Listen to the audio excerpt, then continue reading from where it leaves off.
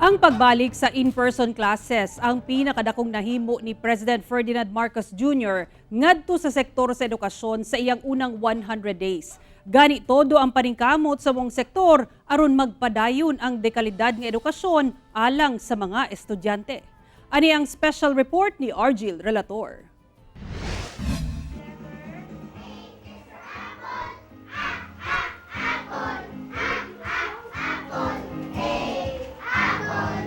Sa pagsugod sa klase ni adtong Agosto, aminado si Teacher Loretta sa Talomo Central Elementary School sa Davao City nga halos katunga sa iyang grade 3 pupils ang naglisod og basa.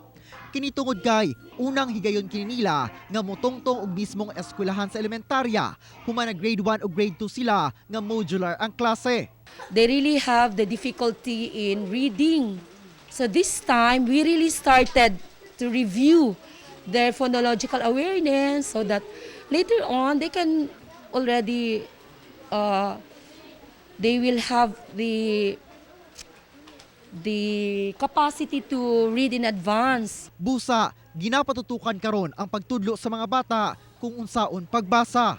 Sugod yun mi sa pinaka-basic letter sounds. And then, amo silang gipa-master sa letter sounds, then nag-duet sounds, then karon naka-CVC na sila. So, CVC reader na sila. Dili man ingon ana ka fast, pero hinay-hinay.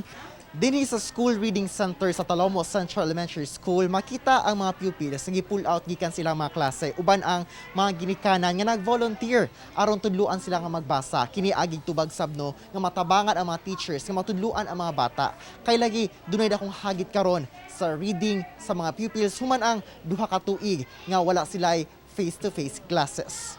Sama sa parent volunteer nga si Mami Jeremiah Kieta. Fulfilling kay para sa amo kay lahi gyud ka nang mag-volunteer kag mga ingani kay makita nimo kung nga naay improvement sa bata mo to ang makapahappy sa amo ang sa una wala gyud sila zero knowledge gyud sila sa letter sound karon na sila nakabalo na sila letter sounds. Hagit man sa mga magtutudlo ang pagsugod sa school year 2022-2023 tungod sa mga kabag-uhan, hinoon sa karon, hinay-hinay na silang naka-adjust lakip ang mga pupil. Okay man ang pag-implement namo sa face-to-face classes.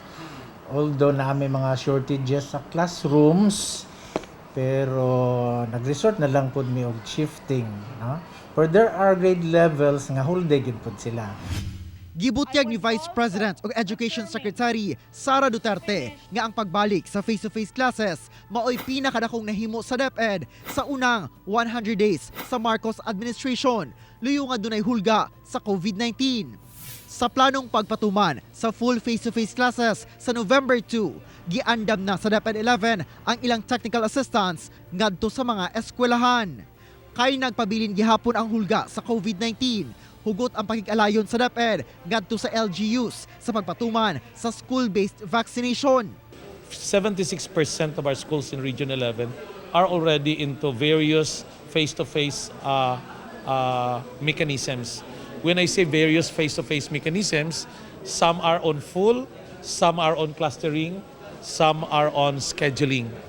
Those that did not participate earlier in the pilot face-to-face are trying to test their systems, readiness, and even among private schools. Sumala ni President Marcos sa iyang sona nga kinahanglan gayod ang pagpalambo sa sektor sa edukasyon sa nasod alang sa mosunod nga henerasyon. Ang edukasyon ay ang tangi nating pamana sa ating mga anak na hindi mawawaldas. Kaya anumang gastusin sa kanilang pag-aaral ay hindi tayo nagtitipid. Hindi rin tayo nagtatapon. Kauban si Melchor Awing sa kamera. Ako si Argil Relator para sa One Mindanao.